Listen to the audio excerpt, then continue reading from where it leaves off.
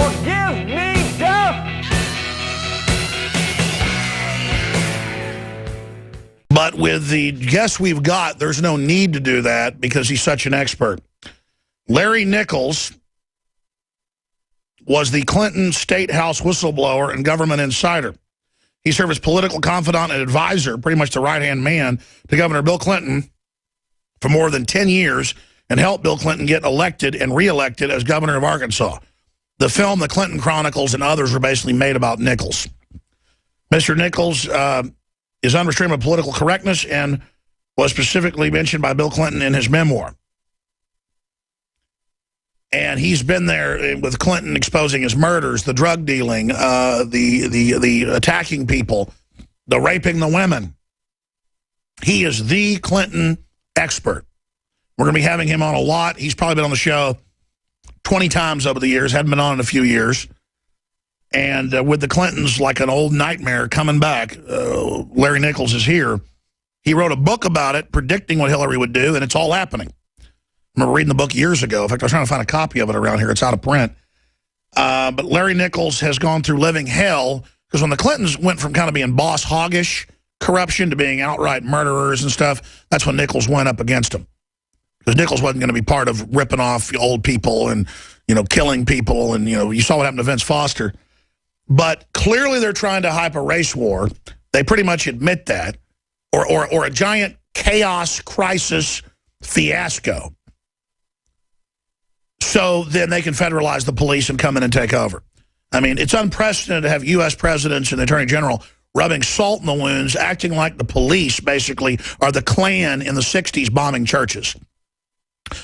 I mean, even in black-run cities where half the cops are black and the whole city council's black, you'd think the cops are killing black people because they're racist. No, they're killing them because they've been given murder training, but vicious jiu-jitsu training, you name it, and beating people's brains out. I mean, I've been to jail for protesting and had them in the Travis County jail for no reason. Didn't smart off, nothing. Run my head in the wall, give me a little bruise, wasn't that hard. And then the jail guard's like, you want to do something? Go ahead. I had the New York police, when they arrested me for protesting, take my handcuffs off in the jail bay, 5 cops, and go, you want to do something? Go ahead and make a swing, and then sit there and start talking trash to me. And I was like, are you kidding? I said, are you really about to attack me and say I attacked you? I said, whatever. Then they had some guy come up and taunt me in the jail cell. And I'm not even going to go into that. The point is, it wasn't because most of them were white in that precinct and I was white. You got some mentally ill jerks who want power, who get in there, and instead of running them out of the departments, they're trying to put them in departments in many cities. But is that a racial issue? Maybe there's a stereotype that black people commit more crimes because of the type of crime and what's happened in those cultures. In some areas, that's true. And there's probably some racism, too. But in the final equation, having a war with the police is about bringing in chaos. So joining us is Larry Nichols. Jakari Jackson's riding shotgun. Larry, when we called him, said, you don't want to move me another day? Yeah, I want to get Larry back on next week for a full hour just on the Clintons. And we'll spend some time on him today. You can have this gone for 5 hours. And let's book him today for whenever you can do it next week. We really appreciate Larry Nichols coming on. But you can see order out of chaos. You can see that they plan to not relinquish power. You can see they've been running Obama the whole time. You can see that her chief of staff was at Bilderberg this year and nobody else, showing us where they're going. So, Larry Nichols, thank you so much for coming on the broadcast. Hey, Alex, how are you, my friend? It's an honor. Well, it's an honor to talk to you, and I want to get you on Skype as soon as we can, because I know you've got Skype capabilities most days, Larry, but it's good to see your picture up here on TV with us and radio.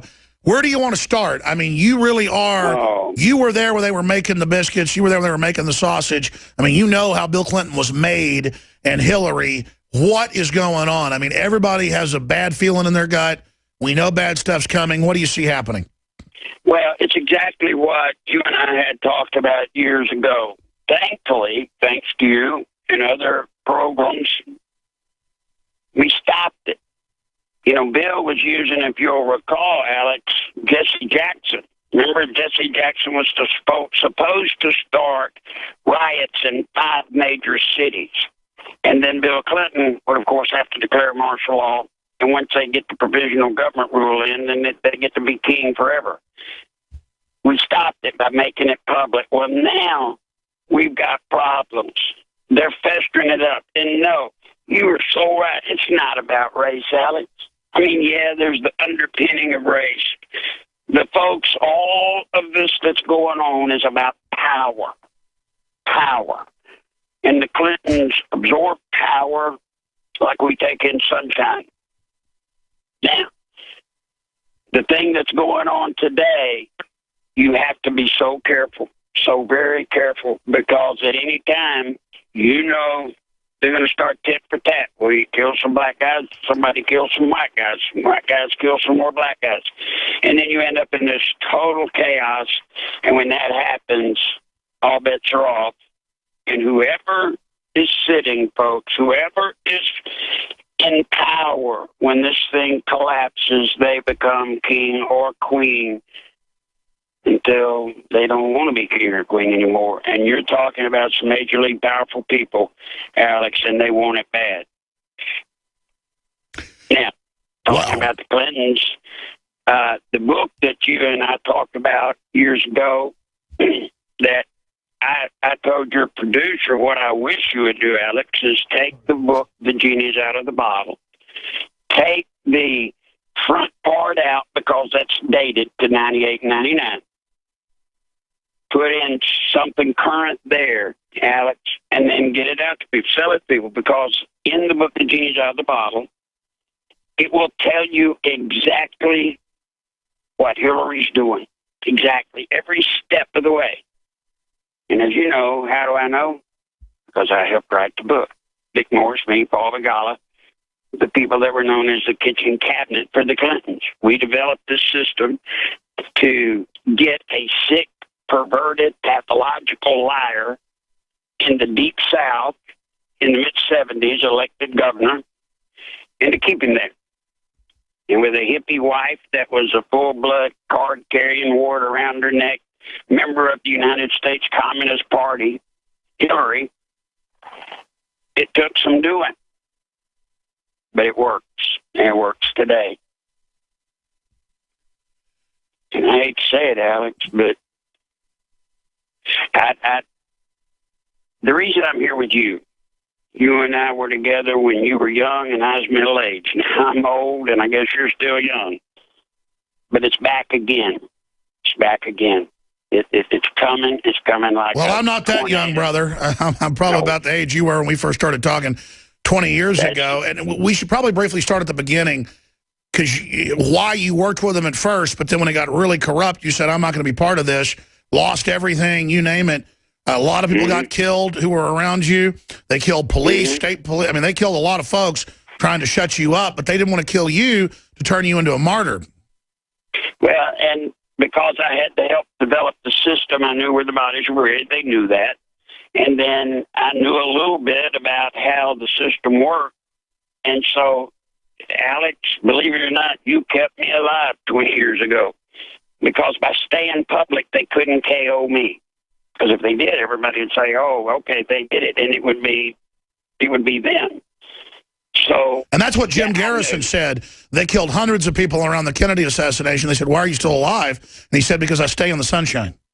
That's right. You stay out in the open. I remember telling, anyway, let me back up just a moment. You're right. You know, I forget, there are 20-somethings, 30-somethings, 40-somethings, and even some 50-somethings, Alex, that don't even remember what the Clinton administration was about and who the players are, who they were, and who they're going to be again.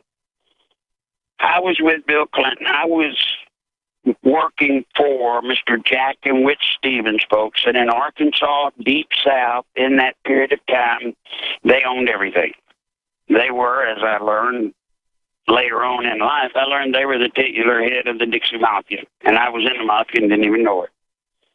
And was on one of the FBI said I was only one of very few people, if any, that ever walked out of the mob when they were in it. But I was their guy. I was their fair-haired boy. Well, Mr. Witt found this guy named Bill Clinton, and he said, I'm going to make that kid governor. Go do it. I did. I went. I found out he was a pathological liar, womanizer, I mean, this guy's sick. His wife is sicker. Hillary Rodham at that time. She wouldn't even be called Clinton. And it's now come out that she's probably had more women than Bill. Absolutely. You remember when I said that years ago, everybody thought, my God, how can you do that? I can do it easy. Because I've watched her. I mean, she's AC/DC. I mean, she'll do whatever she's got to do to get the power, whatever, and whoever. So I took on the case of the Clintons, worked with him, working for the Stevens, built a power system around this kid, and he wanted to be president of the United States. We all laughed in those days because of Gary Hart and others that were caught fooling around with women, and it would be impossible for Bill Clinton to pull it off. But we went ahead and developed what was called the 86 Plan. And stay there. Larry Nichols joins us. Yes, the real deal, folks, in the center of the Clinton web. He knows the Hillary plan. You heard him. Race riots in America to bring in civil emergency. That's the plan, and I've never seen them geared up like this. Looks like they're getting ready to make their move. Larry Nichols, the consummate Clinton insider, joins us. And Bill Clinton has this friendly, nice guy attitude. They have this con game where they just brush everything off. The establishment protects them. Oh, Hillary's getting money from third world dictators and countries at the State Department to allow weapons to be sold to them. Totally illegal on its face. Doesn't get in trouble. Bill Clinton, quote, brushes it off. Settles cases for raping women in settlements, brushes it off. Feminists say it's great. This is a short segment, long segment coming up with Larry Nichols. Jakari Jackson's here riding shotgun with us today. Pop in anytime you want, Jakari, with any questions or comments for Larry Nichols. We're going to have Larry back on next week if he can do it for a full hour, just so we can get into the whole history of it with Hillary coming up. We already had him scheduled from last week. But in this short segment, you were getting into the beginning of it and putting Bill Clinton in there, and he wanted to be president. And then we'll finish up with that in this segment. Next segment, what Hillary will do once she gets in power. Because it's clear, it's not just trying to start a race war. They're trying to start a war with Russia. They've overthrown Ukraine. They've turned ISIS loose. They're so bold. They're so bold. It's like they're going for broke around the world, not just domestically, Larry Nichols. Well, Alex, just imagine this. The system we built in a third-rate state in Arkansas in the Deep South, we learned that if we got control of the media in Arkansas, we learned if we got control of the prosecutor, the attorney general, every prosecutor in every county, guess what? We could do anything we wanted to do. And you know what? If you got caught, so what? Nobody's going to prosecute you. That has now moved to Washington. And you're exactly right. I get so fed up with people saying, oh, this, that, and the other. Hey, this is about global power. I mean, look what they're doing. They're destroying the Middle East. I know we all say it's Obama, and it is. But remember, these people have certain goals they want, and they're going to get them. And the reason Alex, I think, can testify to it, because I told him years ago, 20-something years ago, of the goals that they were going to accomplish, and here they are. It's not an accident. It's not. Break down some of their goals, what they want, who they work for, where they're going. Well, right now, what they want is to get absolute control of government. Because once you control government, you make the rules. The next thing they want to do, they want to move us into full-bore communism. It can kind of tickle. It's not funny, but here you got old Bernie Sanders, a socialist, running against Hillary. Nobody will tell the truth. You got a socialist against a communist. They want us to become a communist society. Then they want to take the Middle East. Why? Because if you can destabilize the Middle East, Alex, now the Clintons knew this 20 years ago. If you can destabilize the Middle East, you know what you do? You got the keys to the world. You got the keys. And so all of this is moving that way. And Hillary, may I make a prediction? Number one, Jeb Bush going to be the Republican nomination for president for the Republicans, and Hillary's going to be the next president unless, Alex, you, buddy, get on a bolt of lightning and somehow can get the Tea Party to rise up together and stop it.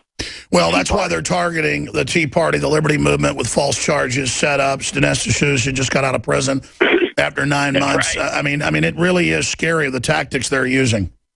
It is. And the problem is, Alex, they've got the media. They've got the money. They got all these people, Karl Rove, Mitch McConnell, John Boehner. They've got all these people playing all these little games, acting all these good guy, bad guy things. And we don't have a gathering place. We don't have a central place to galvanize us and to be able to point out what's coming before it comes.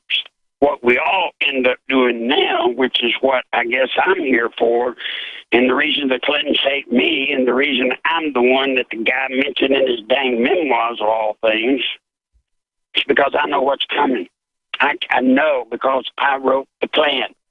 And so it's coming. And all they got to do is keep us busted up, separated, and they win, especially with guys like the Chamber of Commerce. You know, those people put $50 million up, not to fight Democrats, to fight Tea Party candidates at every level in the RNC. Yeah, you're a better analyst than, the so-called analysts they've got on Fox News. You've been there, you've seen it, and that's the thing. We've got the Republican and Democratic leadership with the wagon circled, right, taking over the country and literally shutting it down, trying to put us under the TPP. And now we've got Hillary racing in there to finish the job. It is just sick beyond belief. Can I tell you all, Hillary, and if you get the book, the genius out of the bottle. Stay there. We're going to talk about that. We're coming back in a long segment. Larry Nichols, the consummate insider. That makes me sick, physically sick. I was just talking to Jakari Jackson, InfoWars Nightly News reporter, who we've had in here with his excellent breakdown of the tragic shooting, South Carolina. I don't want to say I'm freaked out. When Larry Nichols says this show is one of the only larger shows that'll cover these issues, I've been physically attacked. That's one thing I don't like about the Clintons. I got physically attacked and told to shut up about Waco by 5 guys. 4 of them attacked me, and they were paid. When the cops came, they tried to arrest me until they saw the surveillance footage, and they were told not to investigate it. I had all sorts of dirty tricks done. I had the military in plain clothes threaten me in parking lots. I had all sorts of other dirty tricks where feds would come to my book signings and say, hey, let's bomb the police station or whatever, and I'd go outside, I'd follow them, they'd be in an unmarked federal police car. And that's one thing under the Bushes, I kind of got left alone, even though they were involved in incredible corruption and they're tied in with the Clintons. Under the Clintons, they come after you. And I see more and more of a Clinton hand in Obama with all this persecution of conservatives, Christians, libertarians, gun owners. And it really is mafia. I mean, that's what they are. And it's Dixie Mafia meets the CIA. And what's scary is they know they're old. They've gotten to this point. This is their chance. They know where the bodies are buried. They're blackmailing people. This is their chance to move on every front.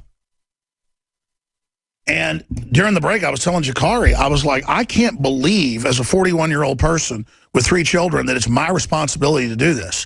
But I can't just sit here while they hand us over to foreign corporations, take our guns, forcibly inoculate us, double everybody's health care prices, screw everyone, put troops on don't treat death list, stage shootings, Fast and Furious. I mean, I'm not trying to just whine here. I use the term epic, over the top, legendary, awesomely evil. Reverend Childress was, calling it just evil genius. I mean, it's the thing is, they're moving on every front. They're trying to start war with Russians. They have U.S. troops battling Russians right now. That's hardly ever happened. Larry Nichols, I'm ranting here, and Jakari Jackson's here with us. But I don't think I can overstate how perilous a situation we're in. Talk about what their goals were back then, where they're going now, what Hillary's going to try to do, and how racial division seems to be so central. And then Jakari, jump in any time because he's going to join us again next week just on the Clintons themselves. But bringing this forward to where we are now to understand. Because am I wrong in saying they seem to be racing to finish things? Is that out of confidence or out of desperation? Not out of confidence. They've got everything the way it was set up to be. The thing that I guess you've left out of what we've talked about is I have to live every day, Alex, with the fact that I helped write and in most cases wrote most of the plan that is now destroying our country. That's a pretty awesome thing to wear on you. And that's why I've been so dedicated to all these years, no matter the beatings, getting shot at, reporters being with me getting shot at. Yeah, you know what? You just keep going. This is going to be tough, Alex. These people play for keeps. If y'all hadn't figured it out by now, all Hillary's got to do to win this campaign is simple. Don't let anybody get in the race against her on the Democratic side. Boom, it's over. And you'll notice that Hillary is mean enough that when they go to Elizabeth Warren, I assume, or somebody else that might pose a serious challenge, they'll make an offer that they can't refuse. The mistake she made against Obama. She should have run Obama out of the race before he ever got in it and said, son, you're too young, you'll get your chance later, but you get in my way, I will destroy you and you'll never see the light of day. That's what should have been done. But Hillary has got one flaw that Bill Clinton doesn't have. She is obesely arrogant, hates me, and she just hates doing anything except the way she wanted it. But she's not making that mistake this time. All Hillary's got to do, y'all watch, just keep anybody credible from getting in on the Democratic side against her. And she wins the race. All she's got to do is the other thing that we learned and we used every day, Alex. How do you win an election? Number one, you control your opposition. Hillary and her power players are controlling the RNC, and they're making sure somebody like Jeb Bush on earth is going to be the nominee. Somebody that cannot beat them. Somebody that cannot possibly activate the conservatives in this country and get them so excited they'll come out and vote. The fix is in. The fix is in. Yep. Now, not to mention, good heavens, folks, you have never even seen anybody that's rigged as many voting machines as I have. You've never seen anybody on your earth that has ever had as many dead people make contributions and vote as I have. This is coming for you. This is coming for this country. This is coming, Alex, for your children. That's why, by God, you got to fight. My grandbabies, that's why I got to do what I don't want to do. I'm 65 years old. I want to sit out in a pasture somewhere and say, hey, I've been to Nicaragua, every hellhole in the world. I'm done. I'm finished. But you're not going. Folks, I know maybe y'all think this is hyper-sensationalism, but you better listen to me. You're not going to have a country when this thing is done, and this thing is going to be in the next election. There won't be another election, Alex, although it'll happen. You know, hey, they got elections in Cuba, don't they? But they're not free. They're not fair. Either vote for who they say, or we'll kill you. That's right. So many people who've lived in a quasi-free country, because nothing's perfect, cannot believe that they would actually go under tyranny. But the decision's been clearly made. Everything's racing towards that. And they're openly announcing, yeah, we're going to start shutting reporters down. Yeah, we're going to arrest you for your speech. Yeah. Can you imagine 20 years ago telling a reporter that's been dedicated or put in the pool reporters that they can't attend an event by a presidential nominee? Are you kidding me? No. 20 years ago, Alex, could you believe somebody could run for president of the United States? And, oh, gee, for 3 or 4 months, I'm not going to even answer any questions from anyone. Are you kidding me? And they play the card that she's a woman. It's everything boiled down to identity politics. And so if you don't like her, you hate women.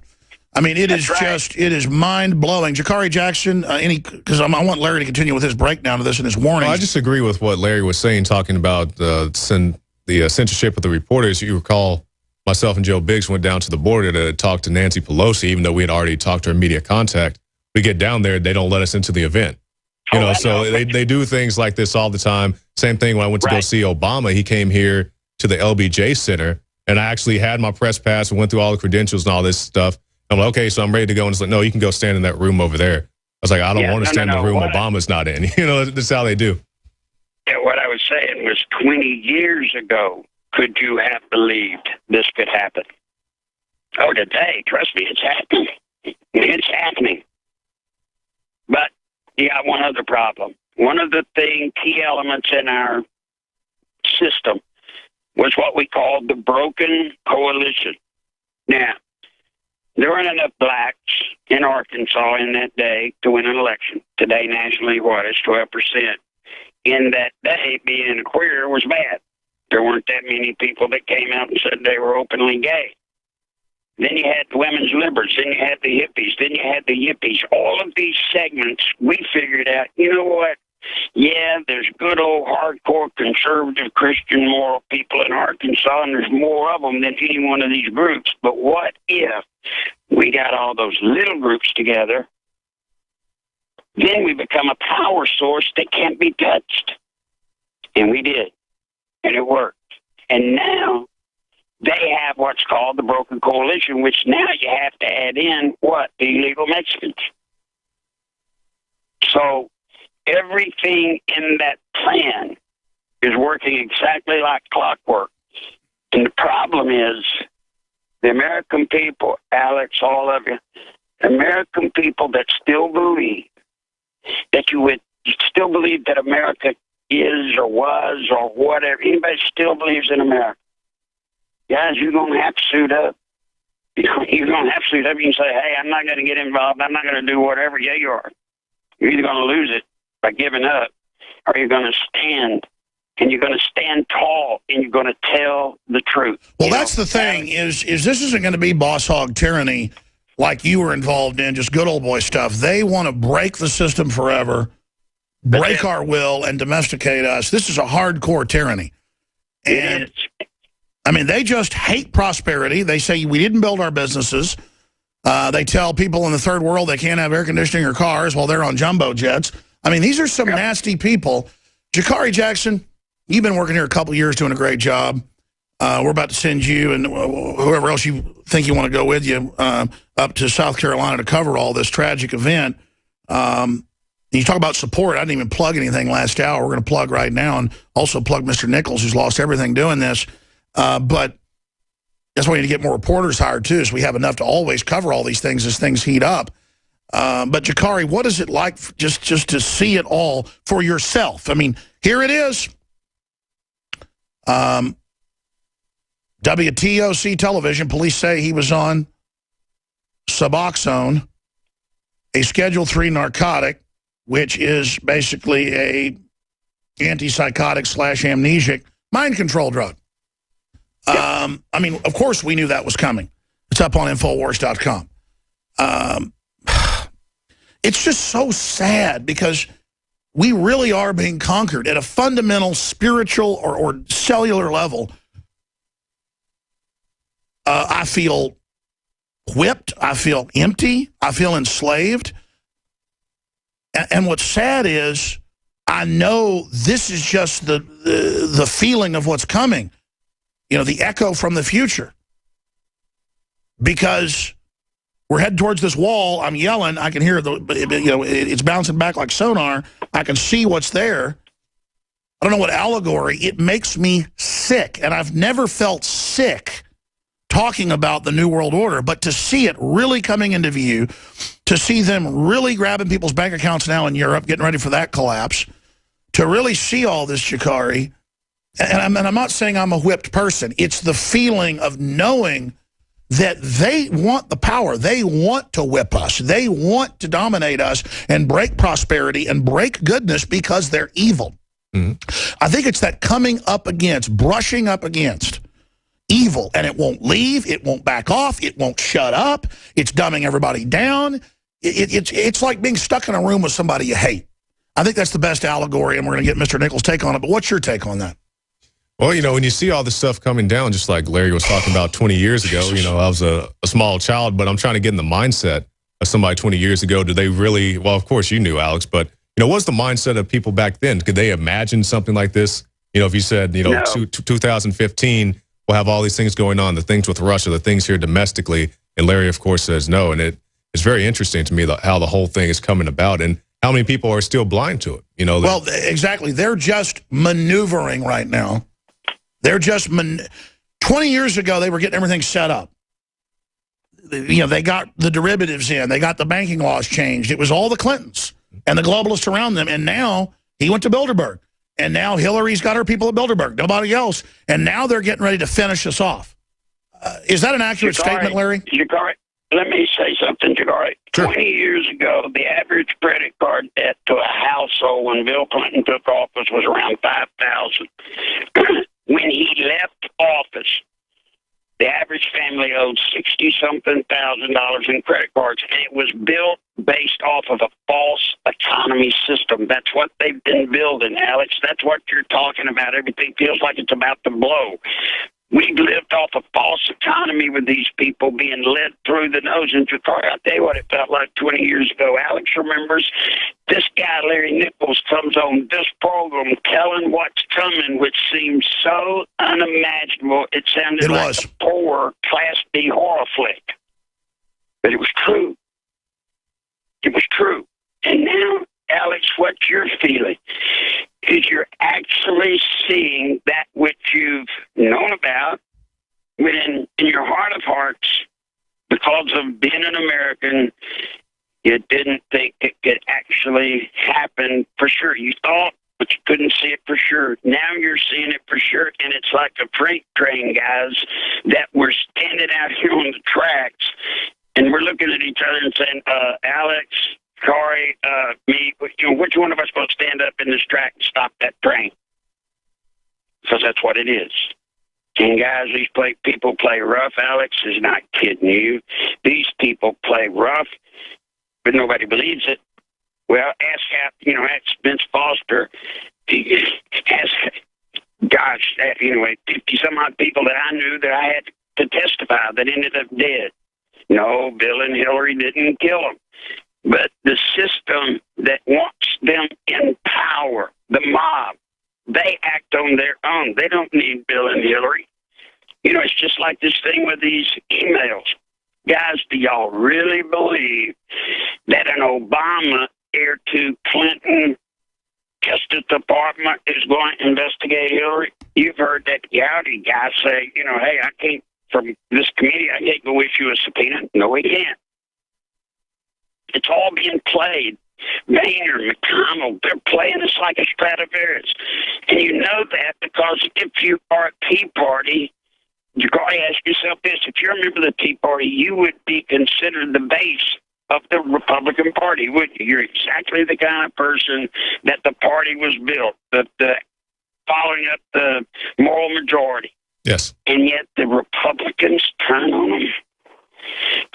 them and commit $50 million to defeat them, not just at the presidential level, congressional level, but at the dog catcher level.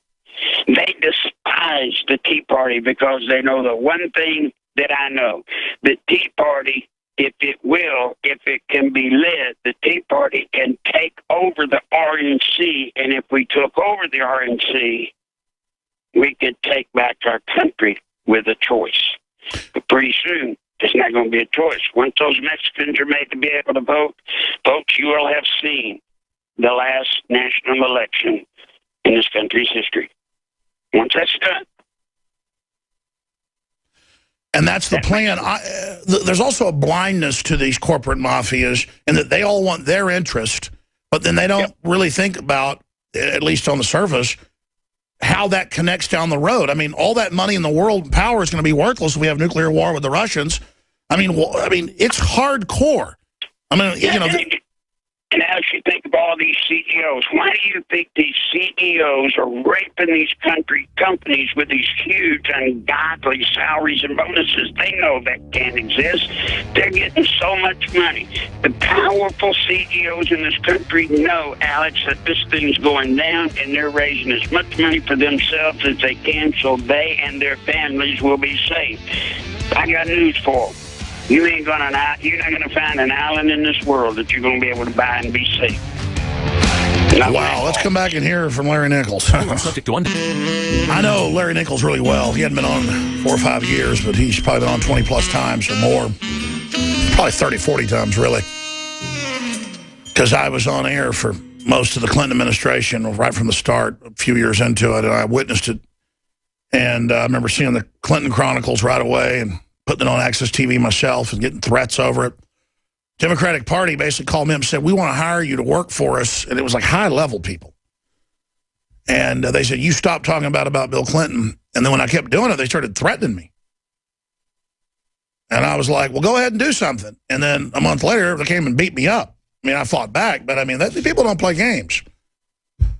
And I mean, I don't want to sound dramatic here, but I mean, it was the Clintons. I mean, they were telling me shut up and stop talking about Waco.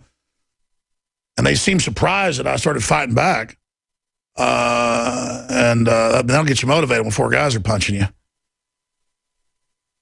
And I just can't believe we're in such bondage, and it's all sold by trendiness and the rest of it. I want to get into what this world's going to look like if they're able to take total control, as they're trying to do briefly. Larry's going to join us for like an hour and a half next Tuesday. Shakari Jackson's going to be on the news tonight covering more of this, 7 o'clock, with the rest of the crew. This whole race war they're trying to start. People, you notice I'm really calm right now. I've been frantically trying to stop this. Now that so much of it's going through, we're stopping some of it. I'm more just in grieving for myself and the country and all of us, because we're in deep crap. I mean, we're in the hands of some really bad people, and we've been sold out by the Republican leadership. And Larry, I remember this, you did this years ago, and I know you don't like to push people to support you, but I know you lost everything you had doing this, and I know your book's out of print when I asked you about that. How do folks support you, or if folks want to talk to you, get you to speak to their group, or come on their show? I know you give out your home number and your address for folks, so why don't you give that out for people? Well, you bet. Look, my phone number is 440-897-0611. My address is 58 Kensington Drive, Conway, Arkansas, 72034. And Alex, I know people are going, how many people you ever had on the show that give out their home number, their home address? Guys, under this regime, you ain't going to hide. You're not going to hide. There's no sense in it. Either we get together, either we form up, or forever shut your mouth. Because this thing is coming down. And next week, Alex, it'll go, I'd like to talk next week about the 450 troops going to Saudi Arabia, to the Anbar province. Yeah, believe it or not, folks, that's connected to this. That's 450 people going on what they call the lily pad type operation. I've been on many of them, and it's a death trap. Why? Why would you send 450 of our best into a death trap, especially when you just had the Secretary of Defense and the head of the Joint Chief of Staff yesterday in a committee, and Ornero, the Marine General, they're all saying it won't work. Why? All right. Well, Larry, we're going to talk to you next Tuesday. Be safe, sir. I really appreciate you giving us the time today. And, of course, we're going to have you on a lot more as we enter the Clinton Nightmare 2.0. So thank you so much, sir. You bet. Thank you all, Alex. Thank you. Thank you.